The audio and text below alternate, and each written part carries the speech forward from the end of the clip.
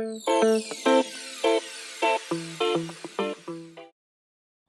this video, we're going to look at one method of coiling a line.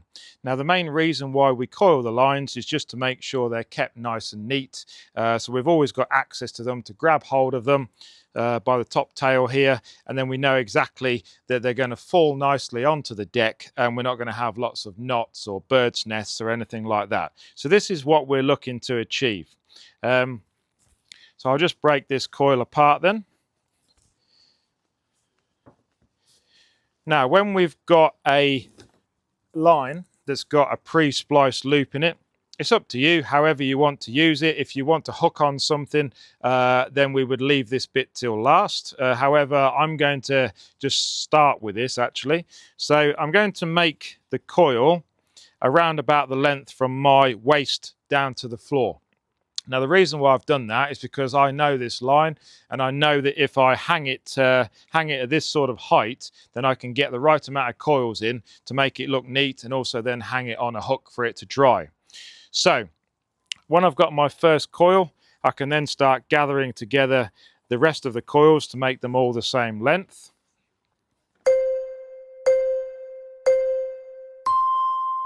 So you can see there that I've got around about 2 meters of line left. And what I'm going to do with that 2 meters of line is I'm going to put a neck into the coil. The neck of the coil in an ideal world wants to be about 75%, 80% of the way up the coil, which just leaves the head here of the coil. So we'll start by just putting a loop around to start the neck off. Just start it in that process. And then what we're looking to do is overlap the line over itself there, because then that pinches the line together, creates a little bit of friction. So from there, as we come around the coil, we always want to make sure we go upwards on the neck. So come around, going upwards. And once we've got a few rotations around the line there, then we've got our neck in place.